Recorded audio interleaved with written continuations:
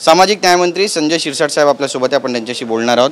किती मोठा हल्ला करण्यात आला, स्वतः उपमुख्यमंत्री एकनाथ शिंदे ग्राउंड झिरोवर उतरत आहेत आणि श्रीनगरसाठी रवाना होत आहेत, त्यामुळे दिलासा मिळेल तिथल्या सगळ्या ज्या पर्यटकांना जे अडकून बसलेत?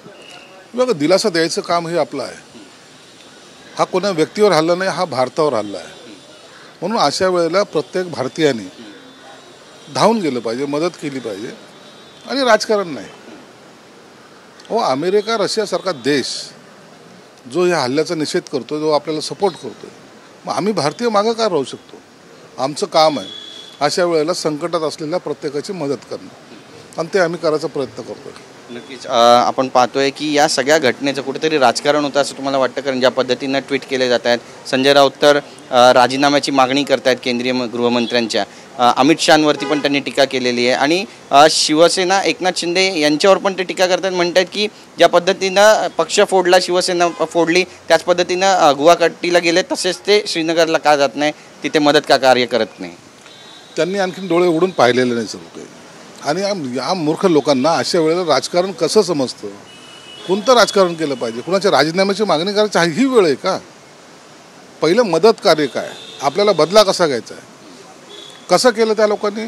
नावं विचारून मारलं ना, म्हणजे हिंदू आहे का मुसलमान आहे हे ते ठरवायचे। मुसलमान असेल तर बाजूला हो, हिंदू असेल तर गोळी खा। हा जो क्रूरपणा त्यांनी केला ना, त्याचा बदला घ्यायचा ही वेळ आहे। मग अशा बदला घेताना सर्वांनी एकत्रितपणे लढलं पाहिजे। हा कोणत्या पक्षाचा, त्यांनी राजीनामा दिला पाहिजे का, आणि त्यांनी काय केलं पाहिजे, या सगळ्या बाबीचा चर्चा करण्याची ही वेळ नाही आहे। म्हणून आता आम्ही भारतीय हा एकच नारा घेऊन आपण पुढे गेलं पाहिजे। नक्कीच कलम 370 हटवल्यानंतर बरीचशी चर्चा होती की आता तिथे जमिनी विकत घेतल्या जातील आणि दहशतवाद पूर्णपणे मिटेल, पण तसं होताना काही दिसत नाही आहे। कुणाचं अपयश वाटतं आहे? नाही, अपयश नाही, परंतु हा जो हल्ला झाला आहे ना, यामुळं एक लक्षात घ्या, काश्मीरच्या जनतेला त्रास होणार आहे। पर्यटक जाणं थांबतील आणि त्या पर्यटकावर त्यांचं जीवनमान राहिलेलं आहे, त्यांच्यावर त्यांचं रोजीरोटी चालते। जर पर्यटक जाणं बंद झाले तर काश्मीरच्या लोकांचे हाल बेकार होतील आणि पुन्हा त्यांना अतिरेकी कारवाईकडे कसं वळवता येईल हा प्रयत्न त्यांनी केला आहे, पण तो सरकारने त्याची दखल घेतली। आज तिन्ही सेनेला अलर्ट केलं, याचा अर्थ एक मोठं पाऊल आता या सरकार उचलेल असं मला अंदाज आहे। पुलवामामध्ये जो हल्ला झाला होता, सर्जिकल स्ट्राईकने त्याचं उत्तर सरकारने दिलं होतं, आता जो पहलगाममध्ये हल्ला झाला आहे त्याचं देखील उत्तर त्याच पद्धतीनं दिलं जाईल सरकारकडून? नाही, सडकतोड उत्तर देण्याची हीच वेळ आहे, ही खरी वेळ आहे। 28-30 लोक मरतात, हे छोटी घटना नाही आहे, आणि ते कॉमन मॅन बिचारे पर्यटकाला गेले आणि जीव गमावून बसले। म्हणून माझ्या भारतामध्ये मी सुरक्षित नाही आहे ही भावना लोकांच्या मनात गेलीच नाही पाहिजे। माझं सरकार माझ्या पाठीशी उभं आहे आणि ते ठामपणे मला सहकार्य करेल ही भावना असली पाहिजे। म्हणून आता ह्याचा बदला तर घ्यावाच लागेल। एन केन प्रकारे पक्ष बाजूला ठेवा, जात बाजूला ठेवा, या अतिरेकेला ज्यांनी आपल्यावर हल्ला केला आहे त्याला मुंहतोड जबाब देणं हे आता आपल्या प्रत्येक भारतीयाचं सुद्धा कर्तव्य आहे। तुम्ही आज बंदुका घेऊन जाणार नाहीत, परंतु तुम्ही त्यांना सपोर्ट केला तरी माझं भारतीय सैन्य त्यांना सगळं त्यांचा बंदोबस्त करेल हे निश्चित आहे। या घटनेनंतर पुन्हा एकदा समाजामध्ये तेढ निर्माण होते असं तुम्हाला कुठे दिसतंय का? तेढ निर्माण तर त्यांनी केलीच आहे ना, नाव विचारून मारणं याचा अर्थ तेढ निर्माण करणंच। हिंदू आहे का मुसलमान आहे हे समजून मारणं।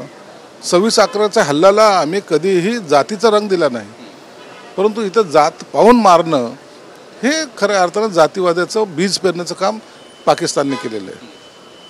नक्कीच सरकार सांत्वना कशी देणार आहे या सगळ्या मृतांच्या कुटुंबियांना, मदत कशी जाहीर होणार आहे, किंवा पुढचा नेमकं सरकारचा कार्यक्रम या सगळ्यांसाठीचा काय असणार आहे?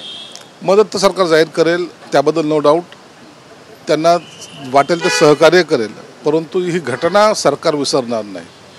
म्हणून मदतीने त्यांचं कुटुंबावरचा जे दुःख आलेलं आहे ते दूर होणार नाही, परंतु जर त्या अतिरेक्यांचे मुर्दे जर पाडले ना तर आमच्या खऱ्या भारतीयांना सांत्वना मिळेल।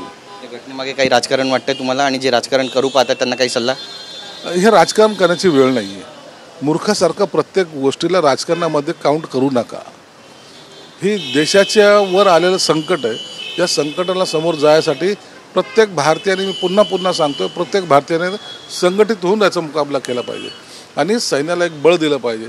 आपलं सैन्य तेवढं कॅपेबल आहे। मला वाटतं आज संध्याकाळी जी काही बैठक होणार आहे त्याच्यानंतर निश्चितच एक मोठा स्फोट मोदी सरकार केल्याशिवाय राहणार नाही.